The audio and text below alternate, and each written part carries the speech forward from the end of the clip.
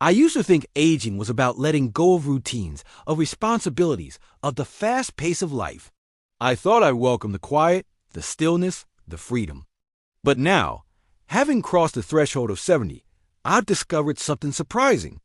It's not always the big milestones you miss, not the job, not the paycheck, not even the crowded house. It's the small, everyday moments, the ones you didn't even realize mattered until they were gone. This is the story of the 7 things I never thought I'd miss after 70, but did, deeply. And maybe, just maybe, it'll remind you to treasure them before they slip away. 1. The sound of a busy morning. There was a time when mornings were chaos. The clatter of dishes, the hum of the coffee pot, the distant sound of a shower running, the slam of a car door as someone rushed off to work. Back then, I longed for silence. I imagined peaceful mornings with soft music, tea in hand, a sunrise greeting me through the window. But now that the house is quiet, too quiet, I find myself missing the noise. Not just the sound, but what it represented. Life, movement, purpose, people rushing because they had somewhere to be. Now, my mornings are slow and still, and sometimes that stillness feels hollow. It is funny how the things that once felt like clutter can become a kind of music one you wish you could hear just one more time. 2. Folding laundry for someone else. I spent decades folding clothes that weren't mine. Socks I'd never wear, shirts too small for me, towels used by everyone but me. It used to feel like a chore, a thankless task that never ended. But now, as I fold my own small load each week, something feels missing. No more little socks with cartoon characters. No more jeans with grass stains. No oversized hoodies that smell like teenage perfume. Just my clothes, neatly folded, barely filling the basket. It turns out I wasn't just folding laundry.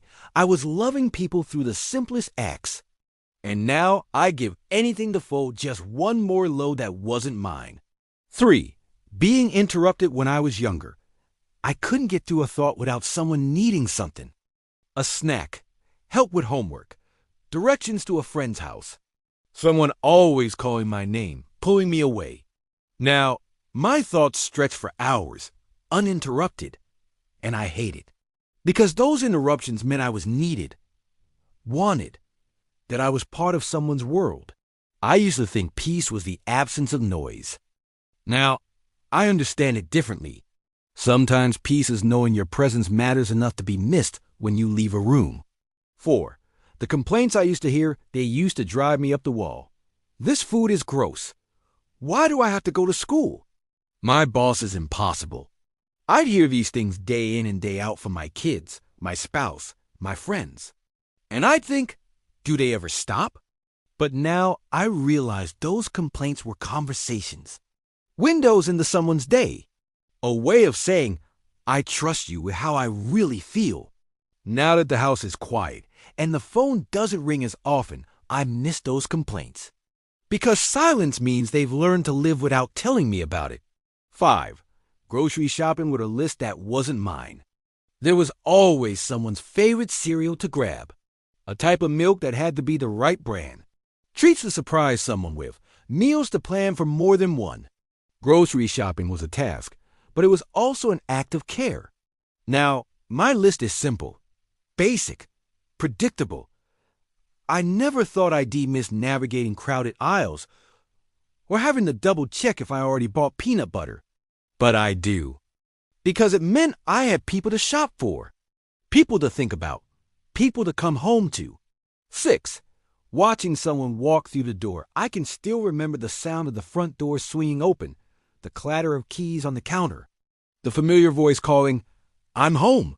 It happened every day for years, and I never once paused to appreciate it. Now, that door doesn't open unless I open it. No keys tossed, no shoes kicked off, no laughter trailing down the hall. That moment someone coming home to you is more powerful than we realize. It means you're the place someone returns to, that your presence anchors them. It's one of the quietest yet most profound gifts we get in life. 7. Being the one people needed, I used to be the answer to a dozen daily questions. Where's my shirt? What's for dinner? Can you help me? Being needed was exhausting. But now that the questions have stopped, so has that feeling of being necessary. You don't realize how deeply it shapes you, how being needed gives structure to your days, a rhythm to your hours. Now, I spend my time trying to find ways to be needed again, volunteering, offering advice, writing letters. But it's not quite the same. Because back then, I was their world. Now, I'm just a chapter in their memory. The wisdom hidden in what's missing growing older teaches you that some things disappear before you realize their worth. You don't always get a warning. One day the door opens and no one walks through. One day the phone doesn't ring. One day you realize you've gone an entire week without being interrupted. And it hits you. Those little annoyances, those daily tasks, those chaotic routines, they were life in its richest form. Now, I don't live with regret, but I do live with awareness. Awareness that even the most ordinary moments carry extraordinary value. That what feels like too much now may one day be the thing you miss the most. So if you're not yet 70, take a breath. Appreciate the sound of voices in your house. The mess in the kitchen. The text that interrupts your peace. The grocery list that's too long.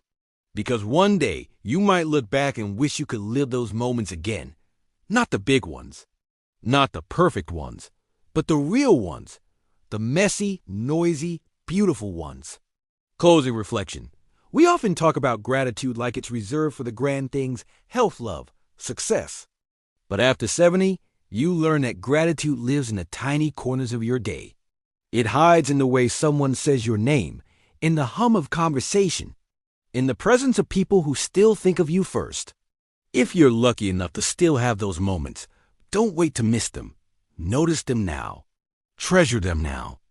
Because someday you might find yourself sitting in the quiet, remembering the life you once rushed through, and realizing those were the best parts of all.